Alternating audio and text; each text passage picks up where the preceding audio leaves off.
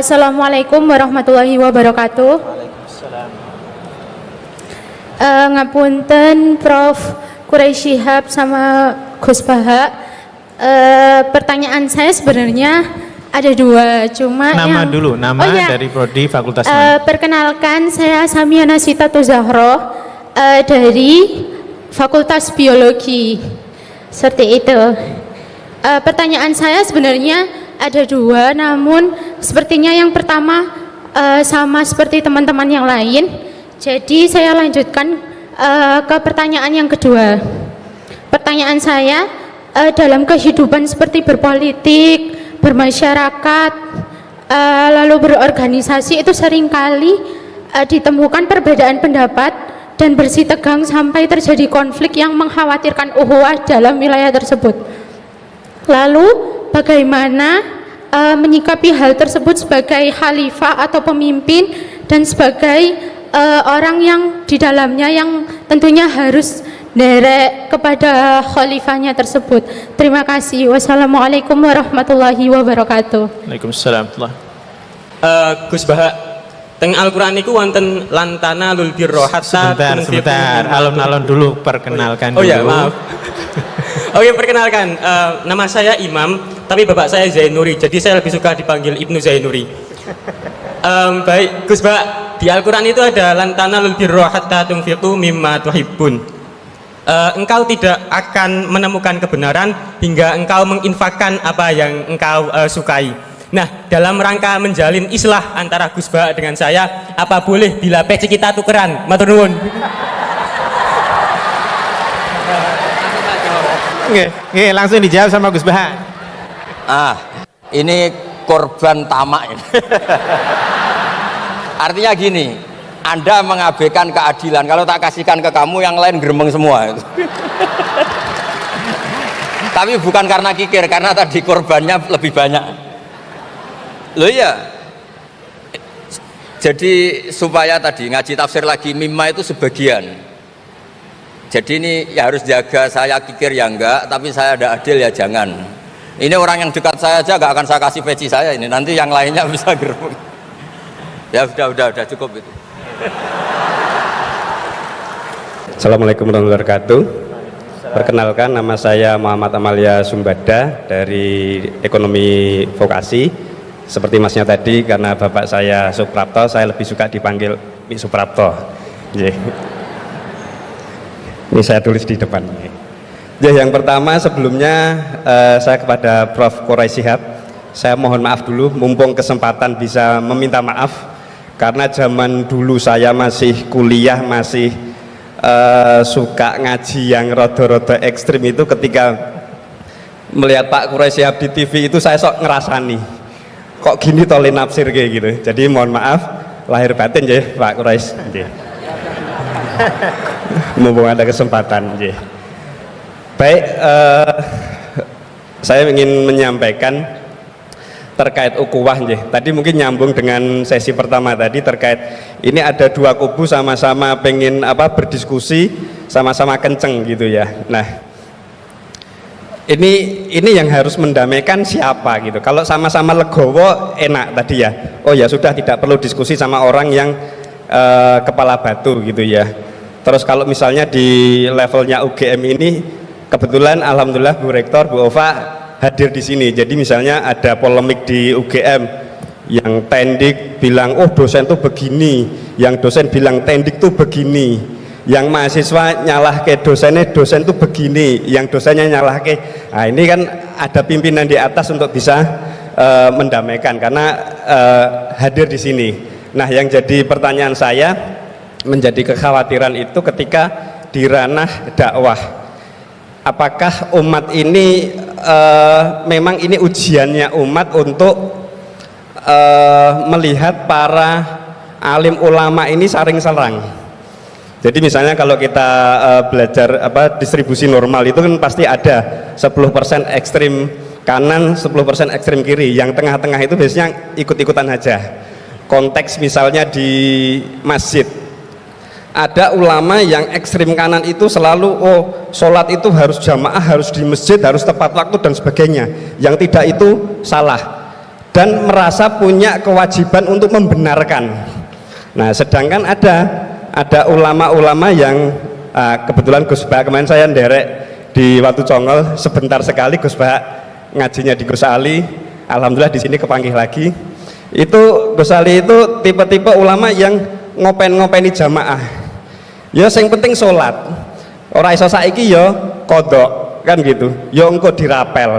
Nah, siapa yang berkepentingan untuk atau punya kewenangan untuk memahamkan dua kubu ulama ini untuk memahamkan bahwa jenengan ini porsinya sini, jenengan ini porsinya sini, nggak usah saling serang.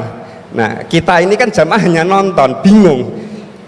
Kesannya itu kita ikut di sini disalahkan sana, kita ikut yang sana disalahkan yang sini. Nah, ini kira-kira harus tugasnya siapa untuk memahamkan para alim ulama ini bahwa beliau-beliau ini punya porsinya masing-masing, tidak perlu mengikuti ranahnya yang berbeda. Mungkin itu saja. Matur nuwun. Assalamualaikum warahmatullahi wabarakatuh. Assalamualaikum warahmatullahi wabarakatuh. Selamat siang. Perkenalkan, saya Krisman Heriamsal, mahasiswa hubungan internasional. Senang sekali saya bisa menjadi bagian dari dialog kebangsaan menyongsong Ramadan. Ternyata sospol lagi nih. Saya tadi sudah cancel yang sospol. maaf. Jadi yang sudah kadung ya udah terus. Silakan singkat aja nanti yang satu sebelah sini. Terus saya mahasiswa non muslim dan saya mendapat banyak sekali insight dari beberapa penafsiran dari ayat Al-Quran tadi. Salah satu fenomena yang kita hadapi saat ini sangat sulit untuk menghadirkan dialog-dialog yang menghadirkan orang-orang yang dari latar belakang agama yang berbeda, dan seolah-olah hanya jika kita memiliki latar belakang keagamaan yang sama baru kemudian kita bisa memiliki kesempatan untuk berdialog. Nah, kira-kira mengapa sangat sulit bagi kita di negara kita ini untuk menghadirkan orang-orang dari latar belakang agama yang berbeda untuk hadir dalam suatu forum dialog yang sama. Kemudian bagaimana kita bisa menyikapi fenomena tersebut? Terima kasih. Baik, terima kasih sekali. Tepuk tangan. Ini pertanyaan yang sangat penting dan menarik. Kenapa sekarang antara yang muslim dan non muslim jadi sulit berdialog? Saya tambah satu yang terakhir, yang di tengah pakai jilbab krem. Silakan. Assalamualaikum warahmatullahi wabarakatuh. Saya sudah mengangkat tangan 3 kali tadi Bapak Mujid. Perkenalkan, saya Faiz gitu. Gus Baha, saya dari Pamutan Rembang. Ibu saya keponakannya Mbah Yusuf, Mbah Muhaidah. Gus Baha, alhamdulillah bisa bertemu Gus Baha di sini. Senang bertemu Prof. Gerai Shihab. Pertanyaan saya, apabila ada pemimpin Muslim yang mohon maaf secara kinerja dia kurang baik, kemudian pemimpin non Muslim secara kinerja sangat baik, ini sebagai kami orang Islam memilih yang Muslim atau yang non Muslim untuk menjadi kepala daerah misalnya, atau bagaimana jika pemimpinnya perempuan? Meskipun saat ini sudah ada Prof. Ova di sini, juga Bu Mega begitu.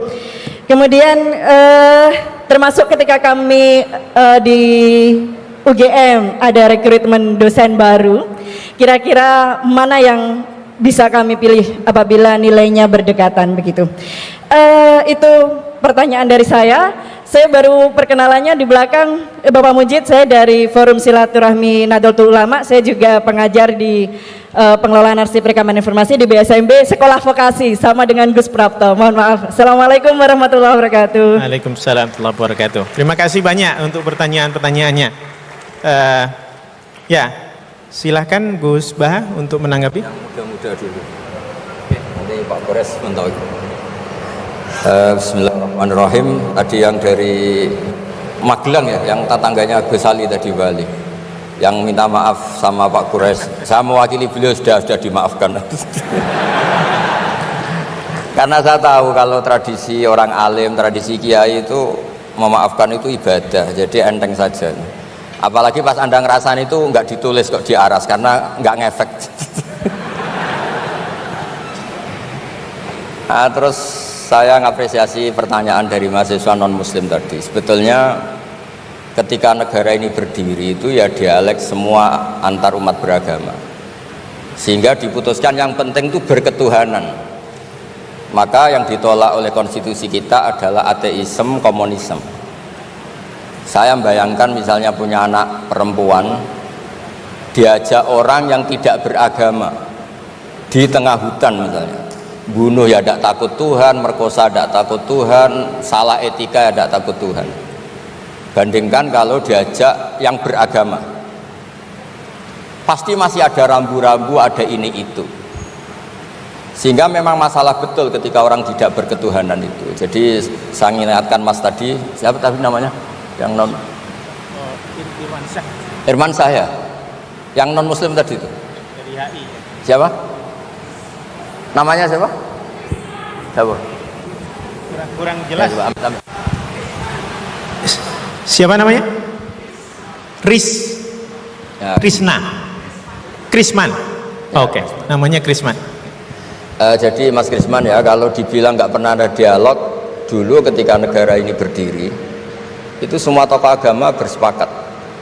Termasuk saat itu ya ada Perindo, selain ada NU ada Perindo. Itu yang ditentang itu adalah ateisme, karena kalau orang tidak bertuhan itu ngerinya itu ya tadi misalnya kita punya anak perempuan atau punya keluarga, diajak orang yang tidak beragama, misalnya berzina ya tidak takut dosa, merkosa ya gak takut, bunuh ya gak takut, karena gak punya Tuhan. Mungkin takutnya sama polisi ya kalau ketahuan, kalau enggak. Tapi kalau orang bertuhan ini sistem kesalehannya, sistem kebaikannya ini berlipat-lipat. Takut hukuman Tuhan, takut sosial, takut ini itulah, sehingga kita bersepakat berketuhanan. Lalu kedua, ada beberapa kejadian nyata di beberapa negara yang fahamnya itu tidak bertuhan, itu bekas kondom atau bekas apa dipakai lagi, didaur ulang.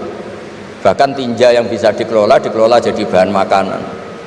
Kalau yang beragama tidak, termasuk mungkin di ilmu medis ini tidak wilayah saya, tapi saya cerita mungkin masalah-masalah kayak ya apa hal-hal yang menurut kita dilarang, menurut agama mereka enteng saja. Misalnya bikin cadangan-cadangan organ tubuh dan sebagainya. Kalau beragama itu masih enak, aturannya jelas. Kalau nggak beragama itu repot. Sehingga saya cerita sedikit lagi-lagi karena kadung dipuji ahli Quran Pak Kures sama saya. Saya cerita dulu ketika Rasulullah itu sugeng masih hidup, itu ada kekuatan politik. Satu Romawi bertuhan, yang satu Persia tidak bertuhan, tidak berkitab suci. Ketika Romawi kalah, itu Rasulullah itu susahnya bukan main, karena yang masih mentautkan diri dengan Tuhan kalah sama yang sudah tidak bertuhan. Dan ketika akhirnya Persia yang kalah, yang menang Romawi, Nabi itu ikut senang karena yang bertuhan mengalahkan yang tidak bertuhan. Kenapa penting bertuhan? Karena bertuhan itu setidaknya punya aturan. Melakukan ini dosa, melakukan ini dosa, empati sama fakir miskin itu ibadah. Semua agama pasti sama di tema-tema seperti itu. Sehingga berketuhanan ini penting sekali, kata Pak Kures tadi, berketuhanan itu luar biasa. Terus kedua, ini penting juga, saya mohonnya, saya pernah juga disowani beberapa tokoh dari Mabes Polri. Saya sering bilang Indonesia, utamanya pejabatnya, harus terima kasih sama seluruh rakyat Indonesia, karena itu aset yang sebenarnya Indonesia ya seluruh rakyat Indonesia. Saya cerita satu cerita, ini hadis sahih di Bukhari, nggak bisa dipertentangkan. Ini hadis sahih di Bukhari, di Muslim. Di antara yang diapresiasi Allah itu adalah potensi jahat kita tidak menjadi, tidak kita wujudkan. Kalau seluruh rakyat Indonesia, tidak usah seluruh, 1/4 kita ini maling semua. Itu negara miskin kok, karena biayai kita di penjara 2 tahun 3 tahun. Separuh kita mentalnya membunuh, habis Indonesia. 1/4 saja, 1/3 saja, 1/8 saja punya mental killer, itu habis Indonesia. Ketika rakyat kita, ketika tetangga kita, masyarakat kita tidak melakukan kejahatan, itu ketertiban yang sejati. Maka semua bentuk ketidakkriminalan yang dilakukan oleh rakyat Indonesia itu awal dari aset bangsa ini. Coba kalau semua orang mencuri, habis negara untuk biayai di penjara. Semua orang kriminal, berkahnya mereka tidak melakukan, Indonesia baik-baik saja. Sebab itu ketika ada sekian kebaikan, Nabi terakhir ngendikan apa? Takufu syarroka anin nas fa innaha shadaqatun minka ala nafsik. Potensi jahat kamu jangan kamu lakukan, itu sudah menolong peradaban.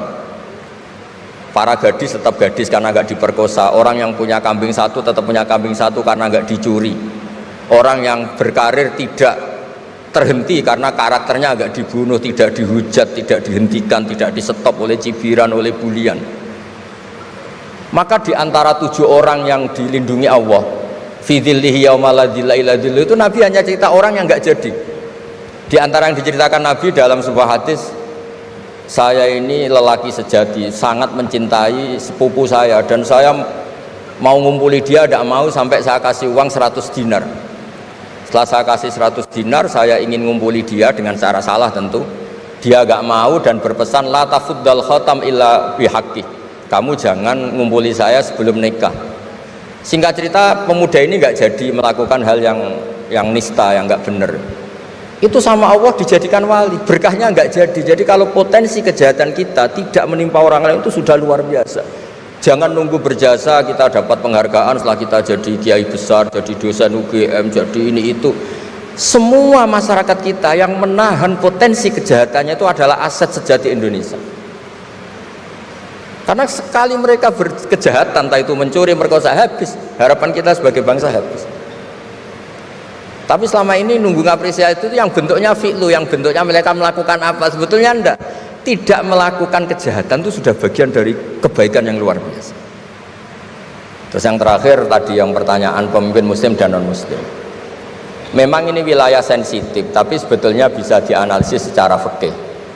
Ya saya ulang lagi, bisa dianalisis secara fikih Nusantara, fikih kebangsaan. Jangan dianalisis pakai fikih yang internal dalam Islam.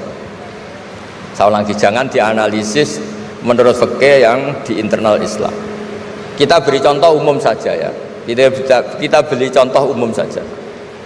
Dulu Pak Gores pernah mencontohkan kalau non muslim bisa jadi pilot beneran, padahal dia non, sama Pak Munjid yang kiai di UGM nggak bisa jadi pilot. Kira-kira milih mana? Tapi itu kan wilayah yang sensitif, karena ini di Indonesia itu konteksnya bukan urusan pilot, urusan mewakili kebanyakan Indonesia itu muslim, dan demokrasi itu mencerminkan suara mayoritas. Tapi tidak mungkin juga membiarkan muslim yang killer, yang pembunuh, yang dulu punya reputasi yang misalnya macam-macam. Jadi hal-hal seperti itu, kata Quran itu jangan berdiskusi sesuatu yang kalau menjadi jelas malah masalah. Karena itu kan seperti pertanyaan gini, Gus saya punya kerabat di Jogja tapi pelit, sama orang lain dermawan, bagus mana? Kita kan nggak mungkin menganjurkan mutus hubungan keluarga, tapi tidak mungkin juga suruh ikut orang pelit. Anda membukan orang fikih, karena kalau yang nggak ahli fikih itu ya gampang saja jawab semaunya. Tapi kalau saya sebagai orang yang nekuni fikih itu bingung. Saya sering ditanya orang juga, Gus saya mau nyalon lurah, ya lurah atau bupati atau apa? Katanya nyuap itu haram, Gus. Setelah dipraktekkan nggak bayar, nggak bagi uang, ya nggak jadi betul. Yang menang yang bayar. Terus akhirnya fikihnya tak rubah. Nyuapku yo haram, medit yo haram, kata saya. Dimodifikasi sedikit, akhirnya alhamdulillah Gus bar sodakoh gitu. Ya menang akhirnya, berkahnya sodakoh kan. Karena kita sebagai pemimpin atas nama tidak nyuap, ya jangan juga jadi orang kikir dong. Atas nama ada nyuap terus jadi orang kikir, repot kan. Tapi jangan juga bayar yang sampai merubah hukum dari orang yang nggak layak mimpin karena bayar menjadi pemimpin. Ya jangan juga sampai gitu. Ya akhirnya saya bilang nyuap itu haram, medit juga haram. Alhamdulillah barokahnya kombinasi fikih ini. Ya nyuapnya tetap haram tapi rakyat tetap dapat uang gitu. Tapi nanti ketika Anda tidak layak jadi pemimpin itu juga haram karena menjabat sesuatu yang nggak wilayah Anda. Jadi seni-seni ngelola muslim, non muslim, dan itu tidak bisa dipukul rata karena itu wilayah-wilayah yang sensitif, yang butuh detail, yang butuh satu peristiwa spesifik. Saya pernah ditanya, Gus saya ini hidup di Amerika, kalau milih presiden kan sama-sama non muslim, milih yang siapa? Ya jawab yang akhafu dororon. Misalnya ada presiden Amerika yang sangat demokratis, misalnya dia membiarkan Islam berkembang, sama jenis non muslim yang Islamfobia, tentu milih yang demokratis. Ada yang dosanya itu membunuh, yang satu dosanya korupsi, ya milih ya korupsi karena membunuh itu lebih ekstrim dibanding korupsi misalnya. Itu ada di aturan fikih Jika sama-sama pasti salah, milih yang akhafud dororen, yang madorotnya ada begitu apa? Besar. Coba kalau kita punya pemimpin yang hobinya itu bunuh, sama yang hobinya rakus harta misalnya. Itu di fikih jelas dijelaskan, milih yang rakus harta kalau bandingannya itu, karena pembunuhan itu lebih berat secara ukuran dosa. Tapi apapun itu, ini bukan pembenaran pada kesalahan, bukan, tapi memang ada aturannya. Apa kalau ada dua dororani, dua bahaya, urtukiba khafuma, kalau ada dua hal yang bahaya, dipilih yang paling apa? Ringan kalau dalam konteks ya tadi. Kalau kita membiarkan pemimpin yang nggak benar, dipimpin orang nggak benar, tapi kalau memaksakan chaos misalnya, ya milih yang nggak chaos, itu kan ada aturannya di fikih, karena Nabi menghindari al-harad. Al-harad itu chaos, pembunuhan massal, itu nggak boleh. Dan mayu adi ila dalik juga nggak boleh, yang bisa potensi begitu juga nggak boleh. Jadi saya mohon, di antara aturannya Quran itu latas alu an asya intu bedalakum tasukum, kamu jangan diskusi sesuatu yang kalau diperjelas malah kamu yang malu. Saya biasanya mencontohkan hal-hal yang ringan kayak suami istri. Misalnya Anda tanya sama Pak Munjid, istrinya tanya, Mas, apa betul saya ini cinta pertama Anda, bukan alternatif terakhir? Wah, itu rata-rata orang nikah itu kan korban alternatif terakhir gitu. Itu kalau ditanya sama-sama konangan itu aslinya itu. Ceweknya juga sama, apa betul Pak Minjit itu cinta pertama atau pilihan terakhir? Oh, saya sering mau nikah ini orang yang saya cintai, tapi takdirnya ini gitu. Itu kan orang dibilang takdir itu kan ya tersinggung. Jadi banyak hal yang kalau didiskusikan tuh masalah-masalah. Latas alu an asya intu bedalakum tasukum, kamu jangan tanya atau diskusi sesuatu yang kalau diperjelas itu malah masalah. Jadi itu etika ya, etika dalam diskusi juga jangan memicu lagi. Saya kira demikian, nanti ditambahi oleh Abi Profesor Kures, monggo.